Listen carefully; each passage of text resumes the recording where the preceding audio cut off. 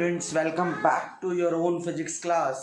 और आज की पिछली क्लास में जो हमने पढ़ा कि फ्यूज़ क्या होते हैं, फ्यूज़ कैसी मटेरियल्स से बनाते हैं हम लोग। इसके बाद फ्यूज़ के बाद हमने पढ़ा कि भाई हीटर की कॉइल कैसी होती है, हमने इसके बारे में पढ़ा। इसके बाद हमने देखा कि भाई अनवांटेड हीट कैसे डेवलप होती है, हमारी मर्जी से हीट कैसे डेवलप होती है, ठीक है, सेफ्टी के क्या क्या डिवाइसेस हैं, ये सारी चीज़ें हमने पढ़ी।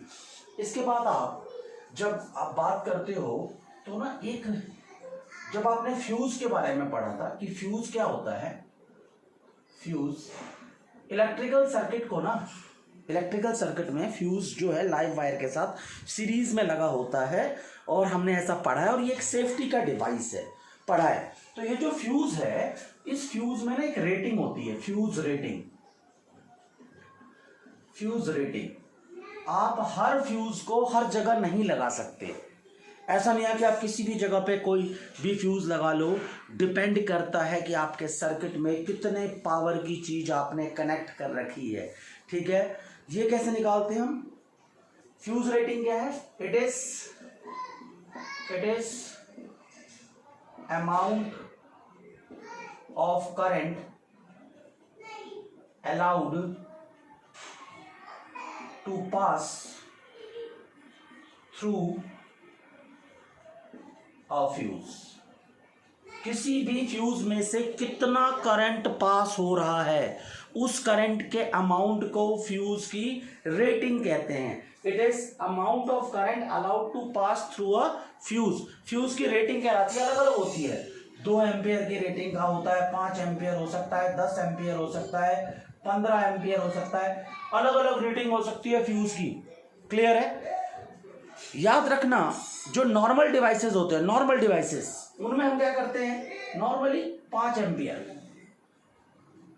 नॉर्मल डिवाइसेस में जो फ्यूज की रेटिंग होती है 5 एम्पियर, और 25 एम्पियर तक यूज करते हैं हम लोग। जैसे एसी हो गया, गीजर, हीटर, इन सब में जो यूज होता है। पावर सॉकेट, आप कह सकते हो पावर सॉकेट। आपने देखा होगा घरों में एक तो ऐसा सॉकेट लगा होता है जिसमें आप फ़ोन को चार्ज करते हो, और एक ऐसा होता है पावर सॉकेट। उसमें जो फ्यूज़ होता है उसकी रेटिंग कितनी होती है? 25 एम्पियर तक होती है। ध्यान रखें, सिंपल फ्यूज़ रेटिंग। क्लियर है? अगर हमें फ्यूज़ रेटिंग कैलकुलेट करनी है, to calculate fuse rating calculate करने का फॉर्मूला लगाओ, P equal to V I, और I equal to what? P by V. मान लो आपके पास एक फ्यूज, एक एसी के लिए चाहिए आपको। मान लो आपके पास एक एसी है, कितने का है? 2 टन का है। 2 टन का है, यानी कि 2 इंटू 1000, यानी 2000 वॉट का है आपके पास एसी। 1 टन का मतलब 1000 से मल्टीप्लाई कर दो। क्लियर है? 2 टन का एसी है आपके पास, मान लो। उसकी रेटिंग निकालनी है कि उसमें कैसा फ्यूज हम लगाएंगे। क्या करेंगे उसके लिए? करंट निकालने के लिए पावर कितनी है? 2000। मान लो जो वोल्टेज है वो 200 वोल्ट है। वैसे तो इंडिया में 220 वोल्ट होती है। मान लो मैं कैलकुलेशन आसान के लिए कर रहा हूं, पर वोल्टेज, अगर आपको एक ऐसा एसी चलाना है जो 2 टन का है, और 2 टन का एसी है, और कितनी वोल्टेज में काम करना है उसको? 220 वोल्ट में, सॉरी 200 वोल्ट में। तो करंट रेटिंग क्या होगी? फ्यूज की current rating 2000 by 200, 10 ampere. 10 ampere rating का आपको फ्यूज चाहिए। ये तरीका होता है फ्यूज की रेटिंग को निकालने का, और फ्यूज का बहुत बड़ा रोल है हमारे घर के इलेक्ट्रिकल सर्किट के लिए। इसके बाद हम पढ़ते हैं इलेक्ट्रिक पावर।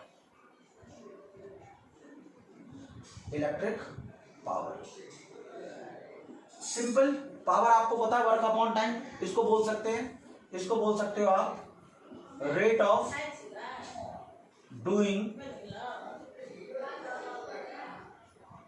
Electric work. तो power equal to work upon time, या कुछ लोग E बाई टी भी लिख लेते हैं, कुछ लोग H अपॉन टी भी लिख देते हैं। सिंपल, हीट एनर्जी वर्क, ये पावर है, इलेक्ट्रिकल पावर। क्लियर है? या कुछ लोग एक और डेफिनेशन दे देते हैं, rate at which electric energy is consumed. भाई अगर आपने कोई बल्ब लगा रखा है, कोई फ्यूज वगैरह यूज कर रखा है, मान लो बल्ब लगाया, पंखा लगाया, कुछ भी लगाया, तो वो किस रेट से इलेक्ट्रिसिटी को कंज्यूम कर रहा है उसको इलेक्ट्रिक पावर कहते हैं। Rate of doing work, 1 second में जितना काम करेगा वो इलेक्ट्रिक पावर है। Work done per unit time is called power. Simple way कह सकते हो electric work per unit time. एक और डेफिनेशन भी आप लिख सकते हो, क्या लिखोगे, electric work per unit time. देखो स्क्रीन को पॉज करके इसको राइट डाउन करना है। आप एक और डेफिनेशन लिख सकते हो इलेक्ट्रिक पावर की, सिंपल, क्या लिखोगे, इट इज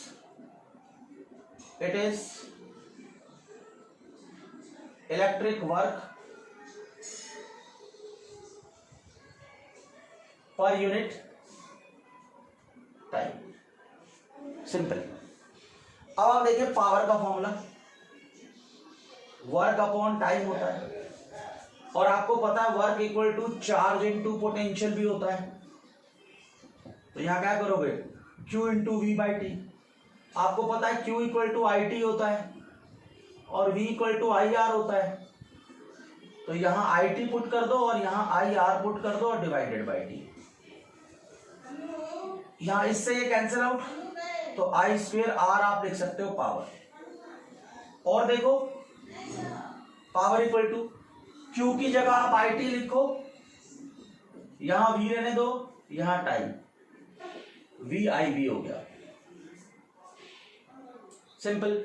और पावर का एक फॉर्मूला और भी होता है, वी स्क्वेयर बाय आर। ये अलग अलग फॉर्मूले हैं, यानी पावर आप I square R, V square by R या वी आई, पावर के तीनों में से कोई भी फॉर्मूला आप यूज कर सकते हो न्यूमेरिकल के केसेस में। ध्यान रखें आप, इन numerical you can use any formula. Clear. Next देखें आप, ये जो पावर है इसकी एसआई यूनिट क्या होती है। स्क्रीन को पॉज करके इसको राइट डाउन जरूर करते रहें। ये जो हमारे पास इलेक्ट्रिक पावर है इसकी एसआई यूनिट क्या होती है, सोचो। What is the SI unit. भाई पढ़ा है यार, पढ़ते आ रहे हो। पावर की एसआई यूनिट, एसआई यूनिट जो होती है वो वॉट होती है, वॉट। या देखो पावर का फॉर्मूला आपने लिखा था वर्क अपॉन टाइम, तो वर्क के लिए जूल और टाइम के लिए सेकंड, तो जूल पर सेकंड भी लिख सकते हो, और में मर्जी आपकी, वॉट लिखो या जूल पर सेकंड लिखो। जो प्रैक्टिकल यूनिट होती है, प्रैक्टिकल यूनिट वो होती है हॉर्स पावर, एचपी से डिनोट करते हैं हॉर्स पावर। प्रैक्टिकली आज भी जो हम मशीनें खरीदते हैं, इंजन खरीदते हैं, वो हॉर्स पावर है। ये स्टार्टिंग के टाइम में दिया गया था क्योंकि हॉर्स को बड़ा पावरफुल मानते हैं। आपको ये पता होगा कि अपनी लाइफ में ना हॉर्स लगभग ऑलमोस्ट जब तक वो बीमार ना हो खड़ा ही रहता है, बड़ा पावरफुल है होता है घोड़ा। तो हॉर्स के नाम पे हॉर्स पावर यूनिट थी इसकी, और 1 हॉर्स पावर 746 वॉट के बराबर होता है। ये भी आपसे पूछ लेंगे। और जो कॉमर्शियल यूनिट होती है, commercial unit of energy, of power, ये होती है किलोवाट आर। इसको kWh लिख देते हैं, और याद रखना 1 kWh 3.6 इंटू 10 की पावर 6 जूल होता है। स्क्रीन को पॉज करके इसको राइट डाउन करें। देखो ये जो किलोवाट आर है ना, ये सोचने वाली बात है। ये बेसिकली यूनिट ऑफ एनर्जी है, यूनिट ऑफ पावर नहीं है। देखो जूल आ गया, 1 kWh इक्वल टू जूल। तो बेसिकली है क्या, एक चीज ध्यान रखना, एक पॉइंट जरूर ध्यान रखना आप, ये क्या होता है, और ये क्या मतलब है इसका? Basically kWh is unit of energy, but to measure the energy consumed in electric circuit is measured in kWh. ठीक है, kWh। अगर मान लो एक इंस्ट्रूमेंट है जिसकी पावर है 1000 वॉट, पावर है 1000 वॉट, और ये 1 आवर तक यूज हो, 1000 वॉट अगर 1 आवर तक यूज हो तो 1000 तो यही आएगा, और 1 आवर का मतलब 60 इंटू 60 सेकेंड्स। और आप जानते हो एनर्जी कितनी होती है? Power into time. पावर है 1000, टाइम कितना है? 60 इंटू 60, 36 इंटू 10 की पावर 5, तो 3.6 इंटू 10 की पावर 5, 3.6 इंटू 10 की पावर 6 जूल। इतनी एनर्जी है। आपके घरों में आपका जो बिजली का बिल आता है 1 kWh होता है, वो 1 kWh, जिसको आप 1 यूनिट बोलते हो। इसी 1 यूनिट के आपसे पैसे लिए जाते हैं, क्योंकि आप पावर कंज्यूम करते हो, इलेक्ट्रिसिटी कंज्यूम करते हो। और 1 घंटे में अगर 1000 वॉट का, मान लो मेरे पास एक पंखा है, नहीं एसी है, वो 1000 वॉट का है, और अगर वो 1 घंटे चलेगा, जितनी एनर्जी वो कंज्यूम करेगा उसको 1 किलोवाट आवर कहते हैं। तो घरों की जो पावर होती है इलेक्ट्रिसिटी, उसको मेजर करने की यूनिट है किलोवाट आवर। पर प्रैक्टिकली किलोवाट आवर यूनिट किसकी है? एनर्जी की। पर इसको कॉमर्शियल यूनिट ऑफ पावर कहते हैं, commercial unit of power. Tension की बात नहीं है, कॉमर्शियल यूनिट ऑफ पावर है ये। पर अगर आपसे कोई बेसिक पूछे कि भाई क्या ये पावर है, नहीं, ये पावर नहीं है, this is the unit of energy, but we take it as a commercial unit of power. तो ये हो गया। अब आप देखें, हाँ, कभी कभी आ जाता है 1 किलोवाट। 1 किलोवाट का मतलब क्या है? ये याद रखना, 1000 वॉट। किलो का मतलब 1000 होता है। क्लियर है? तो इस तरह के क्वेश्चंस आते हैं, इस तरह से ये चैप्टर खत्म होता है। अभी जब मैं आपको वोल्ट मीटर, गैल्वेनोमीटर और एमीटर के बारे में बता रहा था, तब मैंने आपको एक बात बताई थी कि आप वोल्ट मीटर को सीरीज में कनेक्ट करते हो। किसमें कनेक्ट करते हो? सीरीज में। वोल्ट मीटर को कहां कनेक्ट करते हैं? सीरीज में, पैरेलल में? पैरेलल में बेटा। वोल्ट मीटर को पैरेलल में कनेक्ट करते हो, एमीटर को सीरीज में कनेक्ट करते हो। क्या होगा अगर हम कनेक्शन को रिवर्स कर दें? क्या होगा? क्वेश्चन आता है, what will happen if we connect ammeter in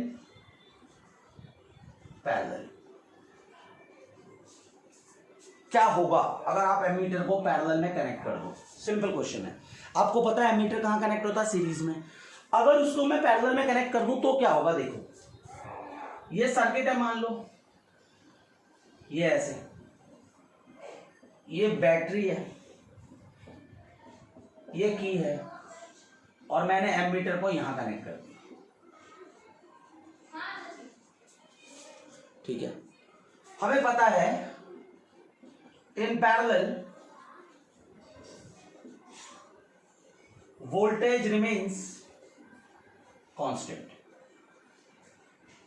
parallel में वोल्टेज कांस्टेंट होती है। जो यहां से करंट जाएगी, वो करंट मान लो यहां से आई गई, वो आई 2 हिस्सों में बटेगी। एक तो रेजिस्टेंस में जाएगी, उसका नाम आई के बेस में आर, और एक एमीटर में जाएगी, उसका नाम आई के बेस में ए लिख देता हूं मैं। आई ए का मतलब एमीटर करंट, आई ए का मतलब क्या है? Ammeter current.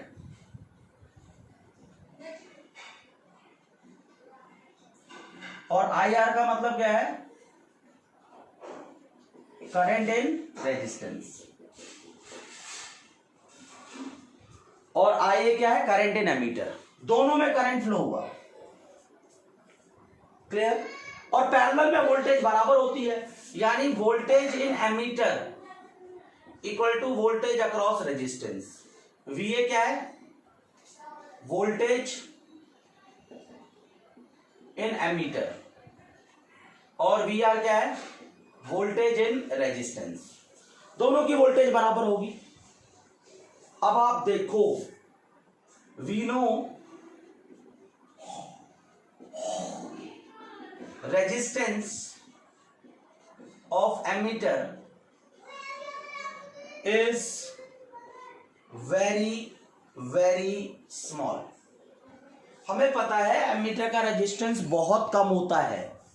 अगर एमीटर का रेजिस्टेंस बहुत कम है तो ये देखो, एमीटर का करंट, एमीटर का रेजिस्टेंस किसके बराबर होना चाहिए? रेजिस्टेंस का करंट और रेजिस्टेंस का रेजिस्टेंस। ये बहुत ज्यादा छोटा है, ये बहुत ज्यादा स्मॉल है, तो बराबर होने के लिए इसको क्या होना पड़ेगा? Large. We know resistance of ammeter is very very small, so large current, so large current will pass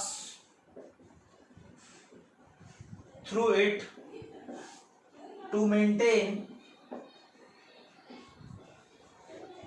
constant voltage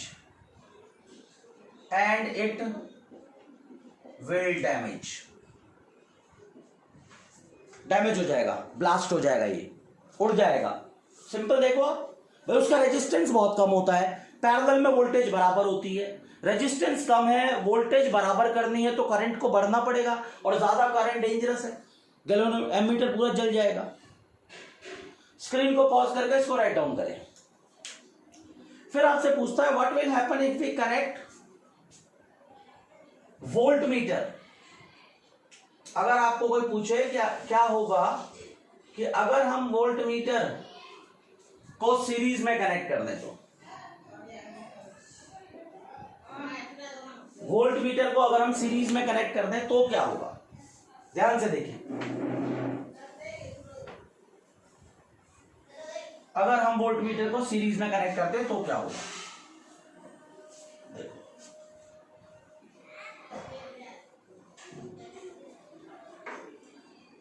सोचो क्या होगा अगर कनेक्ट किया तो। देखो, ये आपके पास एक सर्किट है जिसमें ये रेजिस्टेंस है, ये बैटरी है,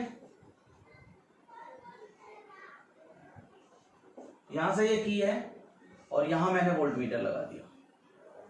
लगाते थे एमीटर, पर मैंने लगा दिया सीरीज में, लगा दिया वोल्ट मीटर। अब क्या होगा देखो, आपको पता है the resistance of voltmeter is very high,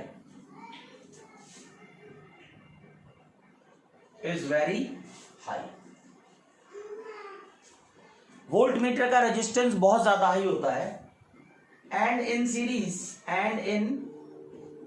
series the effective resistance of circuit increases। भाई वोल्ट मीटर का रेजिस्टेंस बहुत ज्यादा होता है, मान लो हजारों में होता है इसका, 1000, और अगर ये 10 भी हुआ तो 1000। ये 10 वोल्ट है, इसका रेजिस्टेंस इतना ज्यादा होता है कि टोटल सर्किट का रेजिस्टेंस बहुत ज्यादा बढ़ जाएगा सीरीज में लगते ही, एंड नेट रेजिस्टेंस कितना हो जाएगा? R plus resistance of voltmeter. R भी क्या है? Resistance of voltmeter. और आप जानते हो आई क्या होता है? I equal to V by R होता है। यहां पर वोल्टेज तो सेम रही, इस बार क्या आ गया आर प्लस आर वी, तो I becomes very very small, very very small. It means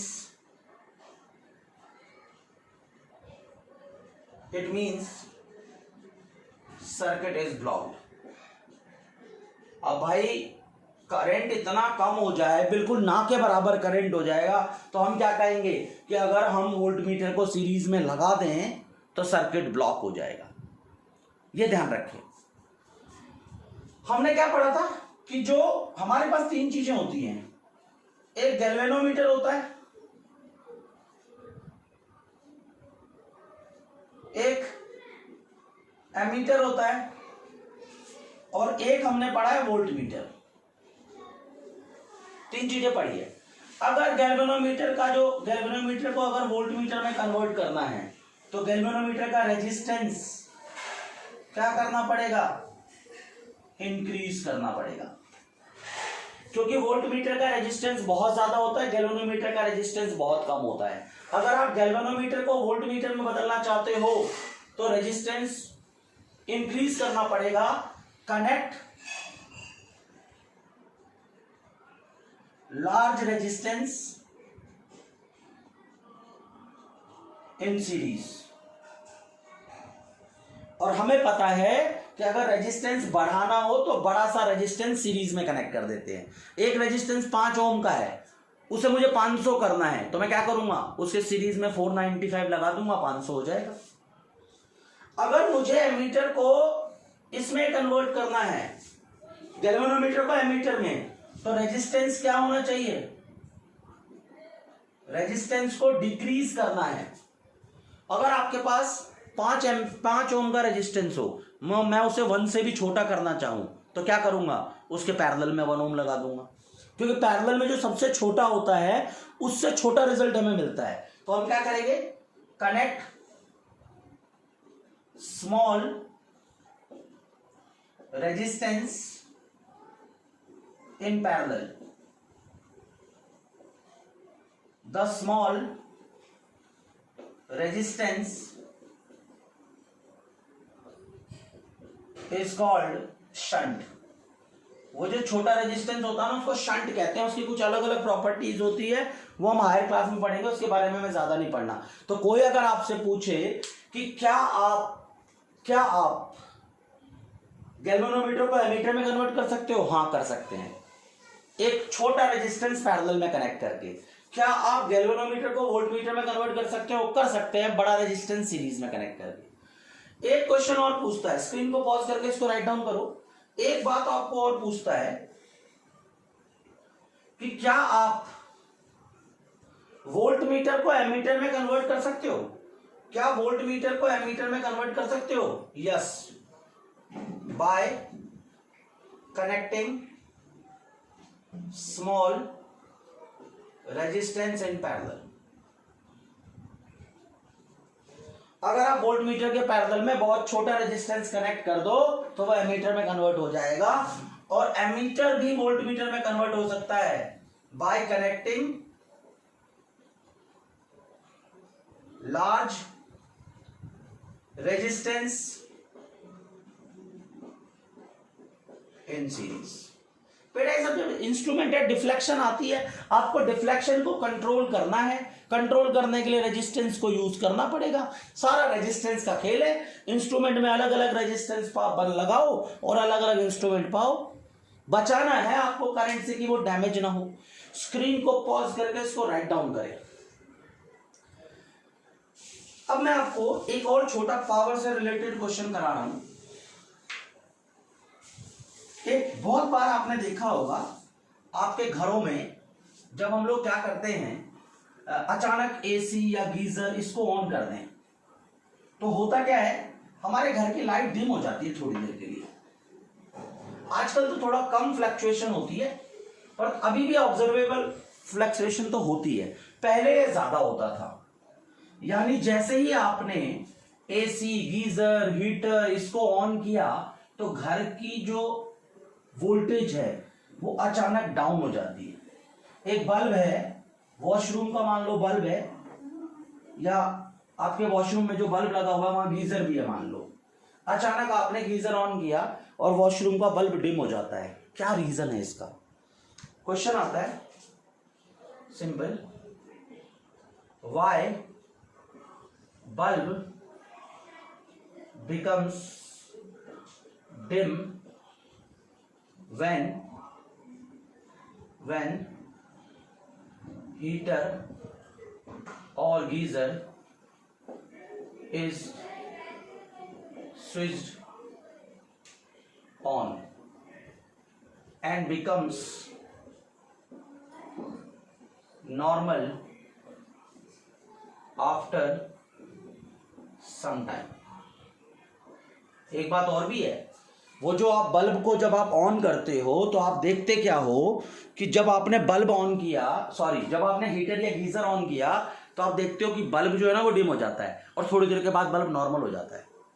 तो पूछता है डिम क्यों होता है फिर नॉर्मल क्यों हो जाता है? देखो आपको पता है घर की सारे कनेक्शन आपके घर में जो होते हैं वो किस चीज में होते हैं? पैरेलल में। मैं लेके चलता हूं कि मान लो ये आपके घर में पैरेलल में कनेक्शन है, एक ये हीटर लगा हुआ है यहां और यहां पर एक बल्ब है, ये अचानक आपने स्विच ऑन कर दिया, देखो ऑन करोगे यहां से करंट आई जाएगी और ये आई करंट एक तो हीटर में जाएगी और एक आई करंट बल्ब में जाएगी। जो टोटल करंट है वो दो हिस्सों में बटेगी, एक हीटर में जाएगी और दूसरी बल्ब में जाएगी। क्लियर है? आपको पता है all the high power instruments have low resistance. All the high power have low resistance. देखो आपने पावर के बड़े सारे फॉर्मूले पढ़े थे, power equal to V I पढ़ा था, power equal to V square upon R पढ़ा था और power equal to I square R पढ़ा था। घर की सारी फिटिंग पैरेलल में होती है यानी वोल्टेज कांस्टेंट होता है, तो वोल्टेज और पावर के बीच का ये रिलेशन है P equal to V square upon R. आप कहोगे सर तीनों में से यही रिलेशन क्यों लिया? इसलिए लिया कि आपको रेजिस्टेंस और पावर के बीच का रिलेशन निकालना है और घरों में आपकी करंट कांस्टेंट नहीं होती, वोल्टेज कांस्टेंट होती है, क्योंकि सारी फिटिंग पैरेलल में है। जितने डिवाइसेस आप बनाते हो वो सारे लगभग जो इंडिया में जो वोल्टेज आ रही है 220 वोल्ट उसके हिसाब से बनाते हो, यूएसए में 110 वोल्ट आ रही है तो वहां के इंस्ट्रूमेंट उसके हिसाब से बनते हैं। तो सारे अप्लायंसेस जो हमारे बन रहे हैं वो 220 के हिसाब से बन रहे हैं, तो वोल्टेज कांस्टेंट है, पैरेलल में भी वोल्टेज कांस्टेंट है। तो अगर वोल्टेज कांस्टेंट है तो पावर और रेजिस्टेंस के बीच का इनवर्स रिलेशन है P inversely proportional to R। All the high power instrument have low resistance, यानी कि resistance of heater is less than resistance of bulb. Simple भाई, हाई पावर का रेजिस्टेंस कम होगा, बल्ब तो मान लो 100 वॉट का होगा, ज्यादा 200 वॉट का होगा, हीटर तो 1000 वॉट का होगा। जिसकी पावर ज्यादा उसका रेजिस्टेंस कम, ध्यान रखें। और आपको पता है इन पैरेलल जो वोल्टेज होगा हीटर का और जो वोल्टेज होगा बल्ब का बराबर होगा। यहां क्या करोगे? करंट थ्रू हीटर और resistance of heater equal to current through bulb और resistance through bulb, because RH is less than RB। तो इसका मतलब IH should be greater than IB। भाई दोनों के प्रोडक्ट को कांस्टेंट करना, इसका रेजिस्टेंस कम है, इसका रेजिस्टेंस ज्यादा है। प्रोडक्ट कांस्टेंट करने के लिए इसकी करंट बढ़ जाएगी और इसकी करंट, देखो ये ज्यादा है ना, ये RB ज्यादा है, तो इसकी करंट कम हो गई, इसकी करंट बढ़ गई। यानी कि when heater is switched on, it draw आपको आंसर में सिर्फ इतना लिखना है, ज्यादा नहीं लिखना, सिर्फ ये लिखना है, all the high power instruments have low resistance. इसके बाद ये लिख देना। सो यहां से शुरू करो। So when heater is switched on it draw large current and bulb becomes dim. भाई ये बल्ब की सारी करंट खुद ही खींच लेता है, तो बल्ब डिम हो जाता है। थोड़ी देर बाद after passage of time the resistance of heater increases due to heat and bulb becomes normal। Answer में आप यही लिखना, क्या लिखोगे? All the high power instruments have the small resistances, so when the heater is switch on due to its small resistance it will draw large current and bulb will become dims. अब क्या होता है, जब bulb dim हो गया, heater में से बहुत करंट चली गई, तो हीटर की कॉइल गर्म होना शुरू हो गई। और कोई चीज जैसे जैसे गर्म होगी, जैसे जैसे वो गर्म होगी, क्या होगा?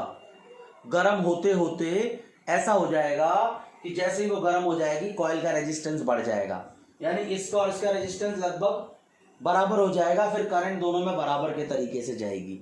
ये ध्यान रखना, शुरू में रेजिस्टेंस कम होता है उसका, तो उसमें से बहुत ज्यादा करंट पास होती है, इसीलिए बल्ब और हीटर डिम हो जाता है, और थोड़ी देर के बाद कॉइल का रेजिस्टेंस भी बढ़ जाता है, इसीलिए बल्ब नॉर्मल हो जाता है। एक क्वेश्चन हम और करते हैं, स्क्रीन को पॉज करके इसको राइट डाउन जरूर करें बेटा, अच्छा क्वेश्चन है ये।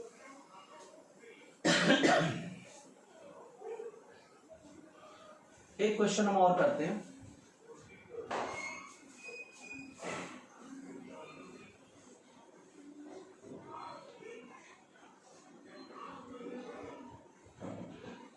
एक क्वेश्चन करते हैं। क्वेश्चन क्या है? 2 bulbs rated 200 volt 50 watt and 200 volt 100 watt are available. Which will glow more when they are connected in number 1 series, number 2 parallel. देखो भाई, ऐसा क्वेश्चन है कि एक जो बल्ब है उस पर रेटेड बल्ब की रेटिंग होती है। रेटिंग ऑफ बल्ब का क्या मतलब है? रेटिंग ऑफ बल्ब का मतलब है, ये ध्यान रखना, रेटिंग ऑफ इंस्ट्रूमेंट।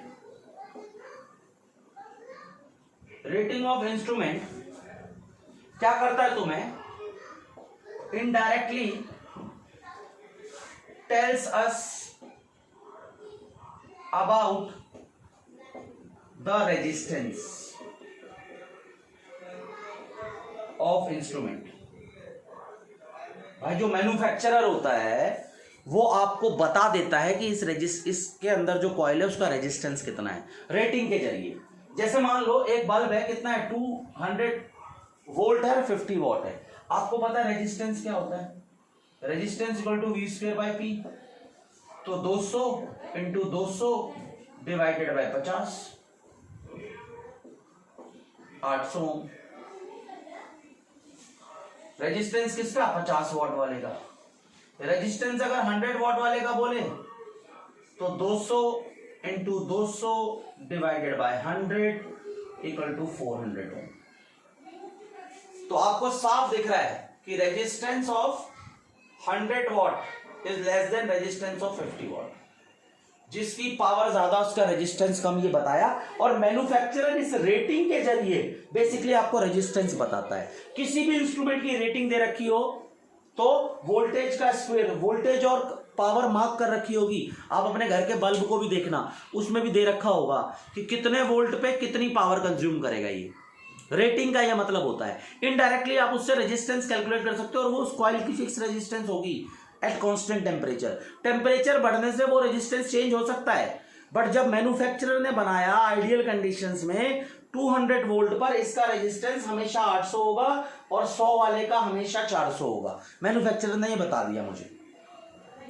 अब देखो पहली बात, सीरीज में, इन series same current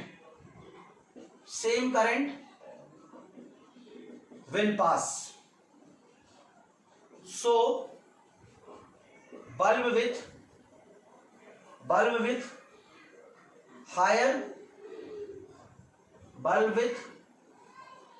higher resistance will glow more। आपको पता है हीट का फॉर्मूला क्या होता है, I²R×T। अब सीरीज में सारे बल्ब कनेक्ट कर दिया आपने, सीरीज में आप जानते हो करंट सेम है, तो अब ग्लो किस पे डिपेंड करेगा, रेजिस्टेंस पे।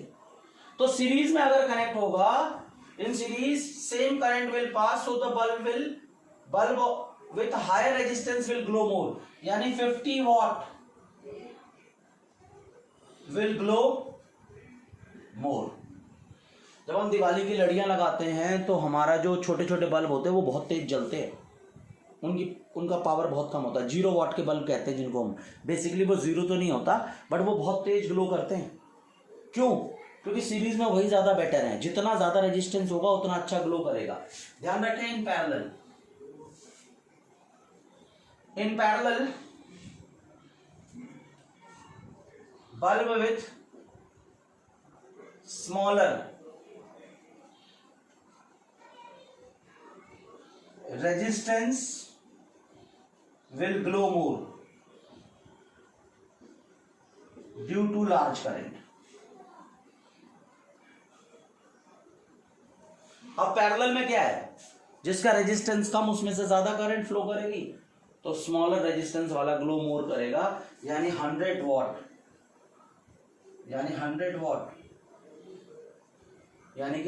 वॉट विल ग्लो मोर। देखो आप अपने घरों में आप 100 वाट का बल्ब लगाते हो, 40 वाट का बल्ब लगाते हो, कौन सा ज्यादा ग्लो करता है? 100 वाट वाला। एलईडी लगाते हो 5 वाट, 10 वाट, 15 वाट, 20 वाट, 25 वाट। जैसे जैसे पावर बढ़ाते जा रहे हो उसका आप देखते हो ग्लो बढ़ती चली जाती है। क्यों? क्योंकि आपके घर की सारी फिटिंग पैरेलल में होती है, और पैरेलल में क्या होता है, वोल्टेज क्या होती है, पैरेलल में वोल्टेज सेम रहती है, और पैरेलल में जिसका रेजिस्टेंस कम होगा वो ज्यादा ग्लो करेगी, और हायर पावर मतलब स्मॉलर रेजिस्टेंस। आई होप कि आपको आज की क्लास समझ में आई होगी। किसी भी तरह के डाउट के लिए बेटा कमेंट करना ना भूले, क्योंकि ये आपकी खुद की क्लास है। कोई भी डाउट है कमेंट सेक्शन में डालें, डेफिनेटली आपको आंसर मिलेगा। Thank you. पढ़ते रहें घर पे।